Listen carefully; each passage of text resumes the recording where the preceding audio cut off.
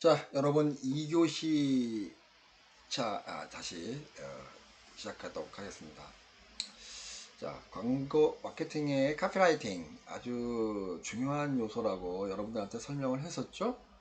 네. 자, 그러면 이제 앞에서 설명했던 내용에 이제 이렇게 보면 그 본문 카피라이터에서 뭐 공유, 행동, 촉구, 결론 부분들을 좀 다뤘다면 여기는 이제 컨셉에 대한 부분들이죠. 자, 일러스트레이션이나 사진 같은 그런 작은 활자로 쓰여져 있는 짧은 글들에 대한 개념으로 접근하는 거죠. 컨셉.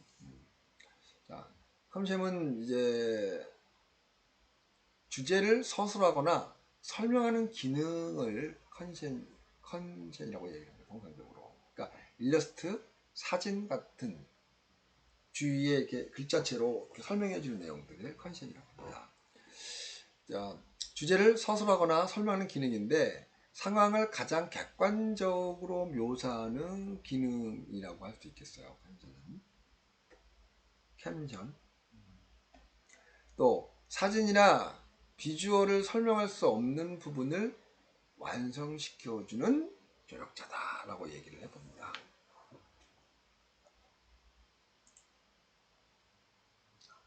네, 이런 자세한 컨셉 부분들이 이 부분이라고 보면 되죠. 여러분들 자 보세요. 컨셉 자 가져왔죠. 자, 그림을 크게 그려서 한번 보여줄게요. 자, 컨셉 요 부분이 요 부분. 다시 한번 보여줄게요. 낭비 없는 합리적인 생활관과 맛의 치킨의 힌트. 이게 컨셉이죠. 요걸 이제 컨셉이라고 합니다. 조그맣게 보여주면서 이런 것들이 오히려 신뢰성들을 강화시켜주는 역할을 해주기도 합니다. 예를 들어서 여기에는 이제 주관적인 성향이라고 이제 광고주가 자기 작품에 대해서 잘 나갔다 뭐했다라고 주관적인 형태의 유형을 객관성을 더 강화시키기 위한 하나의 일환으로 캡션을 설명하죠. 캡션 컨셉이 아니라 캡션들을 설명해주고 있다는 거죠.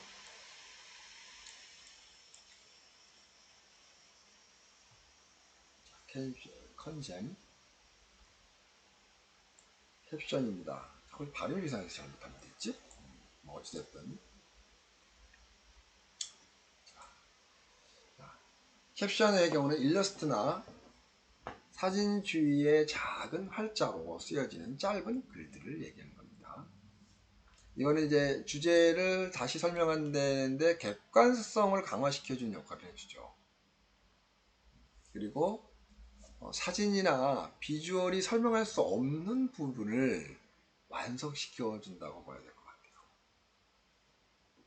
같아요. 이 무슨 의미지? 어떤 의미지? 뭐 이런 느낌을 받을 때 이런 내용들이 들어가면 굉장한 객관성과 함께 효과를 볼 수 있다는 얘기죠.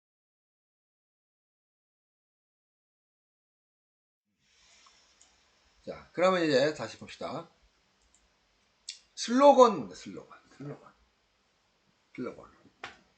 기업의 생각이나 주장 또는 상품의 특성 등을 일정 기간 내지는 장기간에서 반복해가지는 좋은 인상을 유지하거나 누적하는 이런 개념에 대한 카피를 설명합니다. 또 그 위치에 대한 부분들을 설명해 볼게요. 자, 슬로건. 자, 슬로건인데 이겁니다. 슬로건. 자, 보세요.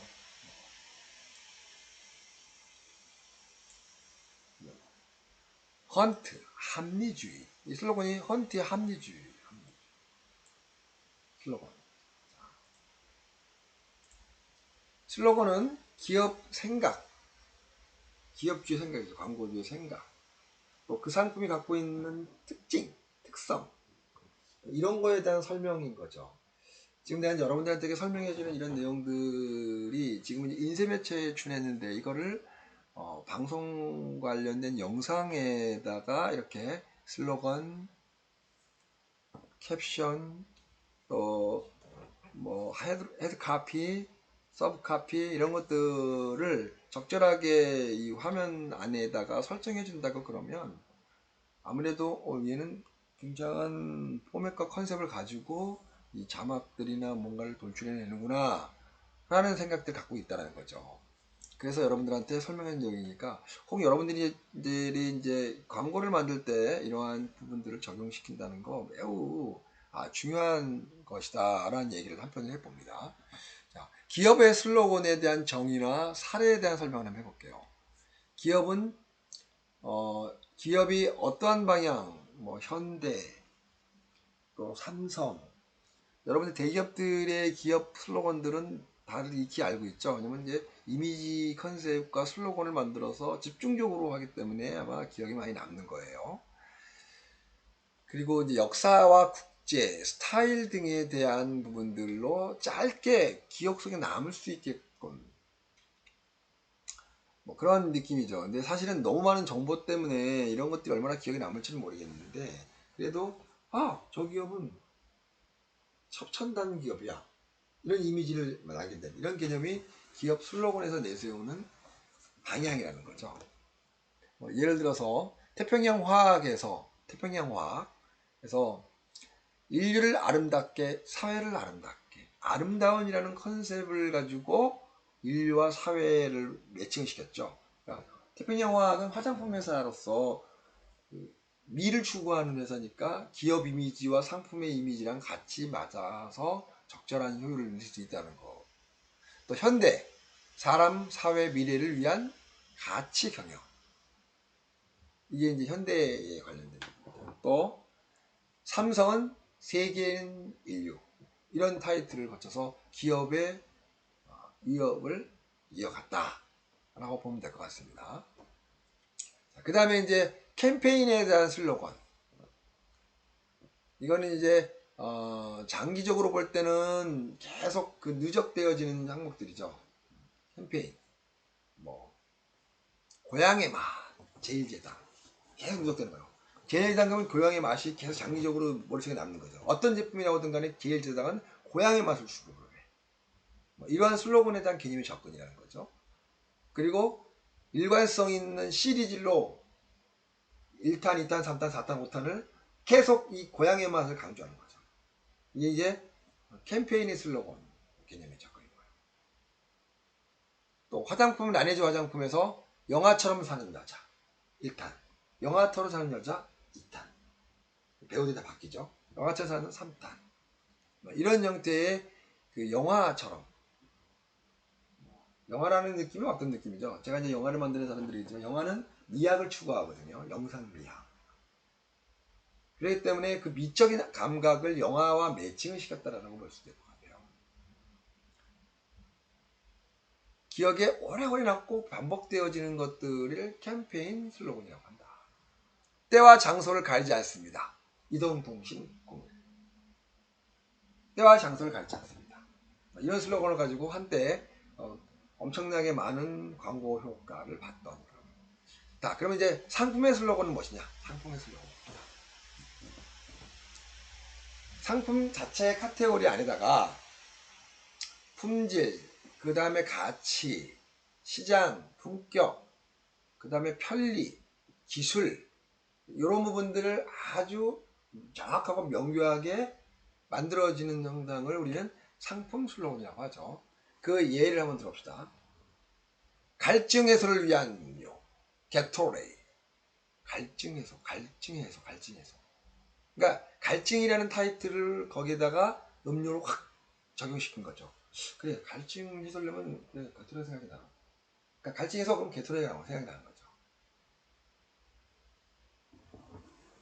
그러면 이제 우리가 광고가 엄청 많기 때문에 기억을 못 하거든요. 근데 이렇게 슬로건이나 캡션들이나 또 헤드라인을 통해서 명확하게 전달되어진다고 그러면 기억에 남거든요. 가나 초콜릿. 지금은 가나 초콜릿에 대한 CM이 별로 인기 안 났지만 가나초가 컸던 이유 중에는 옛날에 CM송 때문에 또 컸어요. 로맨스를 이루는 초콜릿. 이걸로 선풍적인 길 끌었단 말이죠. 슬로건입니다.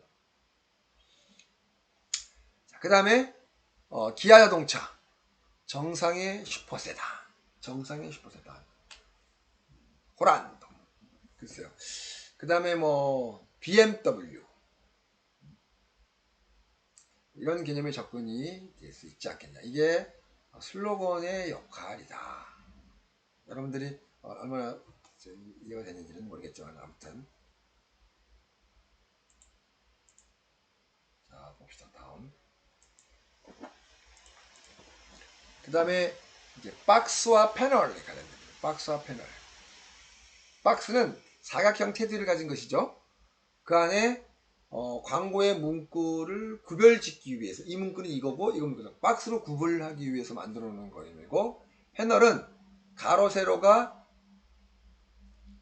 그 길거나 박스 패널의 반전 상태를 얘기하는 거죠.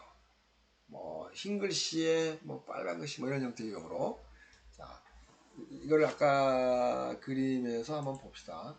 헤드라인 박스들을 만들어 쳐가면서 바뀌어지는 거죠.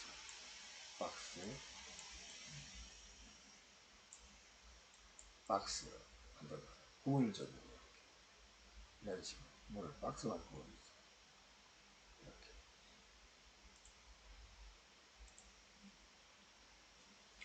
쿠폰이나 퀴즈 응모권 같은 형태의 이용해서 이제 그 박스를 활용하거나 패널을 이용해서 좀 더 적극적인 부분들로 접근하는 개념을 우리는 박스, 패널, 하피의 구성 요소 중에 하나라고 얘기하고 있습니다. 그 다음에 이제 휘장, 로고 타입, 그 다음에 시그널 쉬, 휘장은 이제 KS 마크 같은 거 있죠. 그 다음에 품질 보증 마크, 그 다음에 UN 마크. 이렇게 공공기관에서 이 제품은 인증합니다라는 신뢰도를 강화시키기 위해 합니다. 근데 그게 소비자들한테 신뢰도를 만들어주죠. 왜냐하면 검증이 안 돼 있거든요. 근데 그렇게 그런 검증들을 하나씩 마크나 그런 부분들을 넣어주면 굉장히 뭐라 그래야 돼? 신뢰도를 강화시켜준다고 볼 수 있을 것 같죠. 그래서 상징적 디자인과 광고주의 마크는 상표 마크라고 합니다. 앞에서 말했던 경우는 뭐 KS 마크, 품질 마크는 공공기관에서 만들어준다는 거고, 그 다음에 나머지 회사에서 만드는 디자인의 경우는 상품 마크가 되는 거죠. 로고 타입은 전용 서체, 글자체를 말해요. 글자체도 요즘에는 우리가 한글을 쓰는 거라든지 그 영상에서 사용되어지는 글자체도 다 저작권들을 만들어서 판매를 한다고 합니다. 그래서 함부로 옛날에는 썼는데 지금은 왜 쓰지 못하게 하고 저작 걸리지? 라는 것들이 가끔씩 있어요. 그렇기 때문에 굉장히 곤욕을 많이 치는 경우가 있는데 독특한 글자들의 개념을 로고 타입의 개념을 적용합니다. 글자체를 다 로고를 해줘야 디자인을 해줘야 되는 거죠. 근데 그렇게 일반 기업들은 광고 회사에서는 그 디자인을 합니다. 그 다음에 시그너시의 경우는 광고주의 명칭이나 제품의 명칭을 서체로 디자인하는 서체로 디자인하는 거죠. 일종의 트레이드 마크 글자를 만들어서 뭐 그런 개념이라고 보면 될 것 같습니다. 자, 그 다음에 이제 봅시다. 실전에 대한 부분들을 이제 구성 요소를 어떻게 하고 있는지 봅시다. 자, 카피를 중심으로 광고 스크립트. 여러분들 사실은 이 부분을 한번 해보는 게 좋다 싶어요. 지금 수업을 들으면서 한번 여러분들이 실행을 한번 해보세요. 실행을. 자, 일단은 신문 광고나 잡지 광고를 매일 10개씩 스크립 해보는 거죠. 매일이라고 하면 여러분들이 또 뭐 또 과제 주기 힘들어 할까봐 나 사실은 과제를 주고 싶진 않은데 그래서 카피가 어떤 방식으로 구성되고 전개되는지를 분석하는 그런 개념인 거죠. 그런 개념. 그렇다면 헤드라인만 있는 경우나 본문 카피만 있는 경우나 슬로건만 있는 경우나 카피가 없는 경우를 하나씩 찾아보서 매일이나 여러분들이 할 수는 없을 것 같고 메일을 할 수 없을 것 같고, 하루 정도 요거를 찾아서, 여러분들 찾아서 분석하는 게까지는 안 가도 찾아보기만 해도 여러분들은 잘했다고 보거든요. 지금은 이제 신문이나 잡지 광고를 한번 찾아서 여러분들이 이 항목들을 작성해서 제출 한번 해주시기 바랍니다. 자, 오늘의 과제는 신문 광고와 잡지 광고에서 매일은 아니고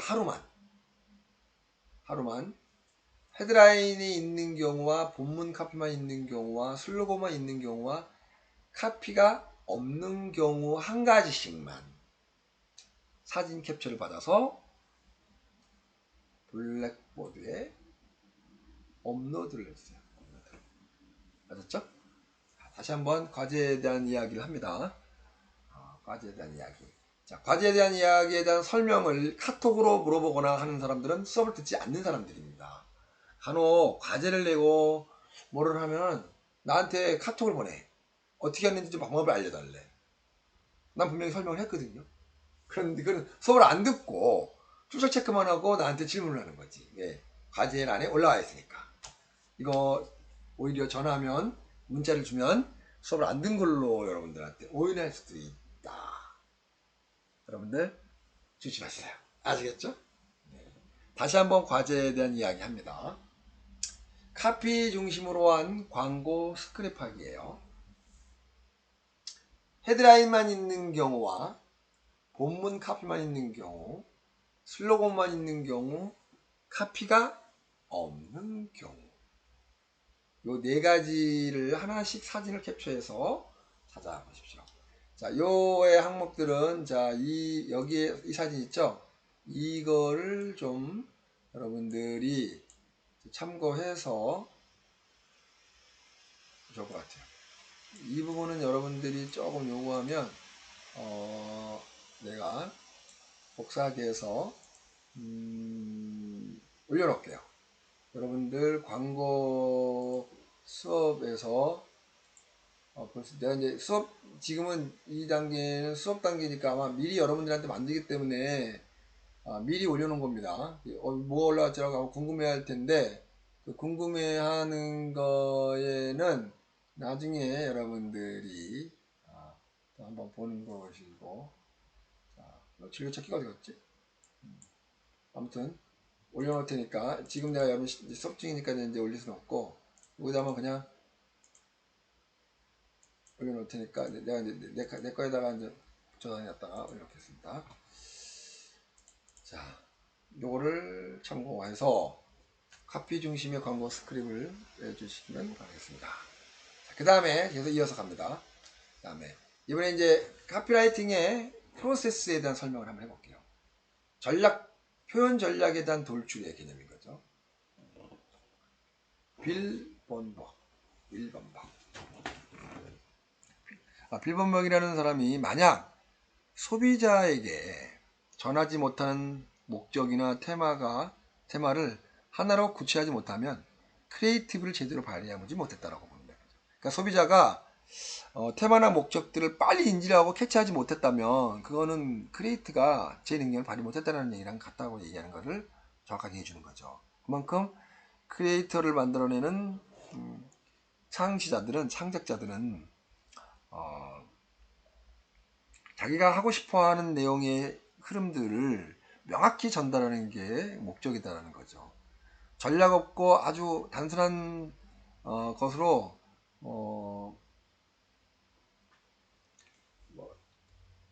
간단하게 대략 엔터테인먼트 쪽으로 접근하다 보면 이제 창작을 만들어내는 아이디어를 만들어낼 수 없다는 개념의 접근이라고 보면 될 것 같아요. 그러니까 하다 보면 우리가 창작 행위를 하는데 이 사람과 저 사람과 다를 게 별로 없거든. 따지고 보면. 근데 어떤 사람은 하도 고민해서 하나 만들어내고 어느 사람은 순간적으로 끄잡아냅니다. 둘이 똑같이 효과를 볼 수 있어요. 그러나 고민을 많이 하는 사람들은 그 노하우가 쌓였기 때문에 언제 어느 때 뭔가 발생이 되더라도 이 소비자가 원하는 목적과 테마를 정확하게 전달하는 사람이 될 수 있다는 거죠. 이거를 잘 잡아내는 사람들이 유명한 카피라이터가 되는 거예요. 자, 그래서 카피의 전략은 크리에이트한 과정인데, 창작하는 창작 과정인데, 창작 과정을 결정하는데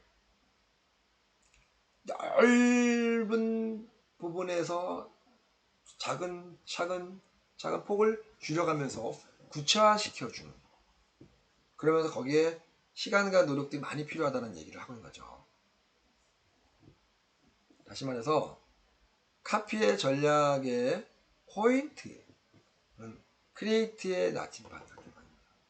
카피의 전략은 크리에이트가, 아, 내가 이런 걸 만들겠다, 저걸 만들어야겠다, 이런 전략을 피우는 거에 대한 포인트라는 거예요.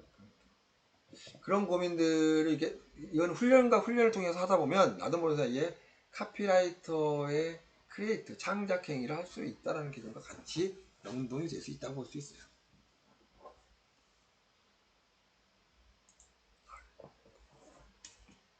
그 다음에 이 두 번째는 여러분들이 좀 수업이 많아지면은 이제 어려우니까 이건 그냥 설명만 하고 가겠습니다. 타겟 설정이에요. 타겟. 가장 핵심적인 타겟 될 만한 사람들을 한 사람을 설정해서 그를 정밀하게 묘사하는 방법. 자, 이거는 이제 여러분들이 과제로서가 아니고 여러분들이 그냥 집에서 혼자 한번 해보세요. 해보고 괜찮은 소감을 한번 그 수업 하단에다가 댓글 남겨도 좋고, 그건 여러분 과제는 아닙니다. 가사는 아니고. 자, 특정 제품의 대상의 대표적인 사람 한 사람을 상징해 보는 거죠. 자, 뭐가 좋을까? 여기는 이제 다시다 라면 하면 다시다 라면 뭐가 있겠죠? 다시다 라면. 다시다 라면이 아니라 다시다 라면. 20, 30대에서 20대, 50대가 주부가 타겟이다. 이런 얘기를 하는 거죠. 다시다라고 하면 20, 30대, 40대 주부가 타겟이다. 그러면 이 사람을 천천히 관찰하는 거죠.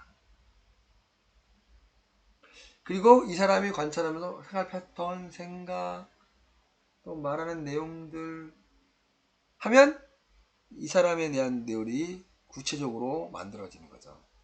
이것을 타겟 프로파일로 만들어. 아침에 일어나서 설거지를 한다, 밥을 만든다, 이런 형태로 가는 거죠. 자, 이거는 한번 여러분들이 하나 설정해서 한번 해보고 소감을, 어떤 것들을 얻었다, 어떤 것들이 보이더라, 이런 것들을 좀 느껴봤으면 좋겠습니다. 이거는 과제는 아니고 이거는 한번 해보라는 것입니다. 그 다음에 이제 카피 전략의 구성 요인의 메시지. 광고 용어에서 메시지는 소비자에게 전하는 단 한 가지의 약속, 제시하는 단 한 가지의 약속이죠. 예를 들어서 이 염색약은 당신의 머릿결에 자연색을 선사합니다. 약속. 이거는 여러분들이 갈증을 해소합니다. 약속입니다. 약속. 카피인데도 약속인 거죠. 슬로건인데도 약속인 거고. 그게 만약에 느껴지면 고객은 신뢰하고 그 제품을 그대로 쓰고, 느껴지지 못하거나 잘못되어지면 신뢰하지 않겠죠. 근데 이제 그런 신뢰하는 고객이 많을수록 그 제품은 성공하는 것이다. 그 다음에 특장점에 대한 얘기입니다. 특장점. 메리트. 소비자가 이렇게 그 약속을 하는데 어떤 메리트가 상대한테 가는지, 이런 부분들을 좀 더 철저하게 체크를 해라 라는 취지입니다. 그리고 퍼스널리스티. 발상의 전략들을 만들어내는 하나의 규정, 또 형식. 그러니까 일반 사람들이 이 크리에이터 하는 상황 속에서 느껴지고 또 한편으로는 이런 부분들로 그래 좋은 아이디어야 뭐 그런 개념인 거죠.